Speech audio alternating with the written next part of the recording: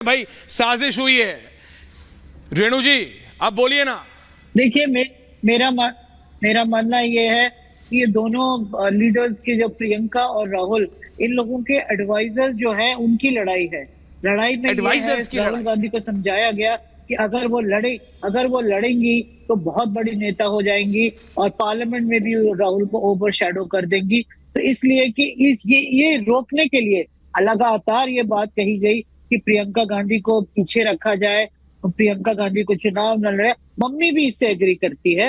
Mummy जो है वो चाहती है कि राहुल को आगे बढ़ाना, बेटा बेटा है और बेटी तो बेटी ही है। तो ये प्रॉब्लम है गांधी परिवार में। भाई बहन में हो प्रॉब्लम या ना हो, प्रॉब्लम्स कई फ्रंट्स पे है। और इसमें जो है राहुल गांधी के 7 लोग हैं, जो टीम काम करती है, वो किसी कीमत पे प्रियंका गांधी को आगे नहीं। आपने देखा कि वो जनरल सेक्रेटरी बनी पर कोई पोर्टफोलियो नहीं है। She has no charge. She has been told कि आप कैंपेन चेक करिए, जरूर करिए, उसके आगे उसके पीछे कुछ नहीं अभी तक के। ये स्थिति है आज की तारीख में कांग्रेस की। तो आप देखेंगे कि अगर प्रियंका लड़ती और राहुल लड़ते तो जो कांग्रेस वर्कर का वो जो मनोबल है वो और बढ़ता, एक माहौल ज्यादा सामने आता, और जो एक डिमोरलाइजेशन आज दिखने को मिल रही है वो नहीं होती। क्योंकि कांग्रेस ने जरूर एक मोमेंटम बनाया है, जिस तरह से प्रधानमंत्री अजय जी को भी रखिए, आचार्य जी को, मतलब कहीं तो कुछ वो होगा ना, कहीं तो राहुल कहीं डंट कर रहे होंगे कि जिसकी वजह से पीएम पूरा बीजेपी लगातार राहुल पे वार करे जा रहा है। तो ठीक है, चुनाव लड़ रहे हैं, पर अगर अमेठी से लड़ते बेटर रहता। और उसके अलावा अगर प्रियंका भी लड़ती तो मैं कहती हूँ अजय आलोक कुछ कहना चाह रहे हैं। आचार्य जी सुनिएगा, बीजेपी का क्या व्यू पॉइंट है, क्योंकि अभी आचार्य जी ना इधर है। आचार्य जी अभी हवा में है जी। Only true versus. Ajay Alok ji वही रखो फ्रेम वापस। नहीं, आचार्य जी हवा में नहीं है। आचार्य जी की बात कांग्रेस पार्टी सुन लेती है आज से 7-8 साल पहले से, तो कांग्रेस का यह हाल नहीं है। आजकल कहा जा रहा है आचार्य जी की बात बीजेपी ज्यादा सुन रही है। आश्चर्य हुआ भाई। कोई बात नहीं जी, बोलिए। नहीं, भारतीय जनता पार्टी में अभी तक आए नहीं हैं, और जब आएंगे तो निश्चित तौर पे, जब आएंगे मन बनाएंगे तो हम लोग स्वागत करेंगे, वो अलग बात है। पहले मन बनाएंगे, पार्टी मन बनाएगी, वो सब अलग विषय है जी। लेकिन अभी तक तो नहीं है। लेकिन अब दूसरी बात सुनिए, रेणु जी की बात सुन के मुझे अद्भुत आश्चर्य हुआ। देश को भी डॉक्टर साहब बोलिए। एक सेकंड ऐश्वर्या को आप बता दीजिएगा, आचार्य जी हवा में ना थे ना हवा में हैं। आचार्य जी जमीन पे थे, जमीन पे हैं और जमीन पे। आचार्य जी मेरे कहने का मतलब था, आप ऊपर से बैठ के बिल्कुल सीसीटीवी कैमरा की तरह, क्योंकि आप आचार्य हैं, आप इधर भी नजर उधर भी नजर, चारों तरफ आप फैलाए हुए हैं अपना। बिल्कुल हाँ, अजय आलोक जी बोलिए। वैसे भी आचार्य जी की जितनी आध्यात्मिक चेतना है और जितनी आध्यात्मिक प्रकाश है उनके पास, उनको कांग्रेस जैसे कायरल की कोठरी में रहने का कोई अधिकार भी नहीं था। बहुत अच्छा किया कांग्रेस ने उनको निष्कासित कर दिया, मैं तो यही मानता हूं व्यक्तिगत तौर पे। लेकिन रेणु जी की बात सुन के मुझे अद्भुत आश्चर्य हुआ है भाई। ये गजब इकोसिस्टम है भाई बहन में भी, कांग्रेस के बीच में। आचार्य जी भी अंदर से प्रियंका गांधी को पसंद करते हैं, मैं जानता हूं, लेकिन इकोसिस्टम देखिए।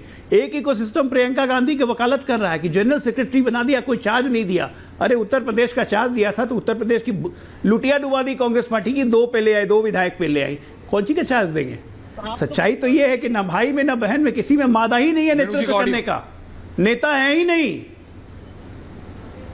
ये सेंस ऑफ प्रोप्राइटी छोड़ दीजिए आप लोग प्लीज, इकोसिस्टम बनाने वाले, कि प्रियंका में बड़ा गुण है, प्रियंका में बड़ा गुण है, राहुल में बड़ा गुण है। सच्चाई है कि दोनों निर्गुण हैं। ओके, संचालन करेंगे, आज बोल रही थी चुनाव संचालन करेंगी। कौन सी संचालन करेंगी? मल्टी। ओके, अमेठी संचालन करेंगी, रायबरेली संचालन करेंगे, बाकी देश का क्या होगा? लड़ने का मादा नहीं है, रणछोड़ गांधी हो गए हैं, लड़ने का मादा नहीं है, और उसका चले हैं देश चलाने के लिए। परसेप्शन होता है, ओके, परसेप्शन होता है, देश में परसेप्शन गया। रत्नाकर त्रिपाठी सुना आपने, आचार्य जी को भी और अजय आलोक जी को भी। क्या कहेंगे? आचार्य जी खुद कह रहे हैं। त्रिपाठी जी बोलिए। Multi, everyone on air. नहीं, बढ़िया है। अजय जी ने बड़ी बढ़िया बात बोली। आचार्य जी की अच्छी नहीं लगी? निर्गुण तो ईश्वर भी है। भजन भी जो निर्गुण होता है वो ईश्वर के लिए होता है। और धन्यवाद अजय जी कि आपने रणछोड़ बोला। 10 और सेकंड आचार्य जी, आप ही से सवाल है, फिर जाने दें। अगर आपकी अनुमति हो तो बोलो। हाँ, नहीं आचार्य जी आ रहा हूँ। अरे ये तुलना किससे भी कर सकते हैं। आचार्य जी आ रहा हूँ। हाँ बोलिए। रणछोड़ है ना, ईश्वर बना दिया। जी कम। रणछोड़ जो है वो कृष्ण का नाम है, और अकेले कृष्ण ने पूरे कौरवों को हरा करके 5 पांडवों को जिताया छोड़ के भाग गए। आपकी तरह कौरवों को भी बड़ा भ्रम था, अहंकार था कि 16 अक्षुणी सेना, अरे बीच में मत बोलो यार, क्यों घबरा जाते हो? रिलैक्स।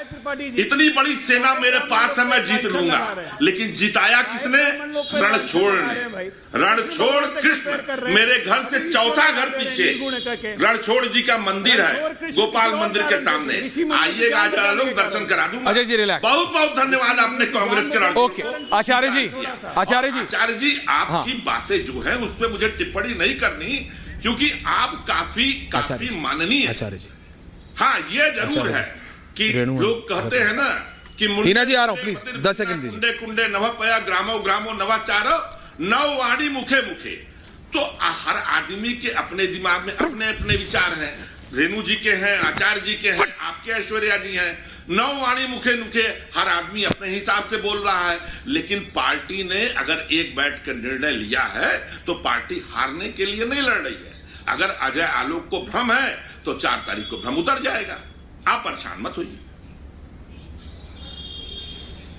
क्या जवाब देंगे? फिर मैं आपको तंग नहीं करूंगा। बन रही है बहुत जल्दी। अजय जी आ रहा हूं, रिलैक्स। आचार्य जी आप ही से सवाल है और फिर मैं आपको जाने दे रहा हूं, मेरे को पता आपको जाना। आचार्य जी। अजय जी बहुत उतावला। अरे रिलैक्स, रत्नाकर जी बोल दिया आपने, प्लीज। हाँ आचार्य जी जवाब दे रहे हैं। जी आचार्य।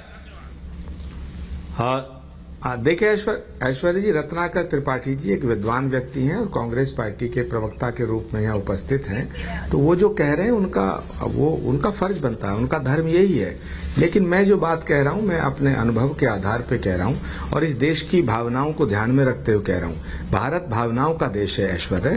ये देश वो देश है, ये महाराणा प्रताप का देश है जिसने घास की रोटी खाने वाले महाराणा प्रताप को नमन किया। ये देश वो देश है जिसने महाराणा प्रताप का देश है जिसने घास की रोटी खाना स्वीकार किया लेकिन अकबर के सामने सर झुकाना स्वीकार नहीं किया। ये देश छत्रपति शिवाजी महाराज का देश है जिन्होंने अपना सर्वस्व न्यौछावर कर दिया लेकिन औरंगजेब के सामने सजदा नहीं किया।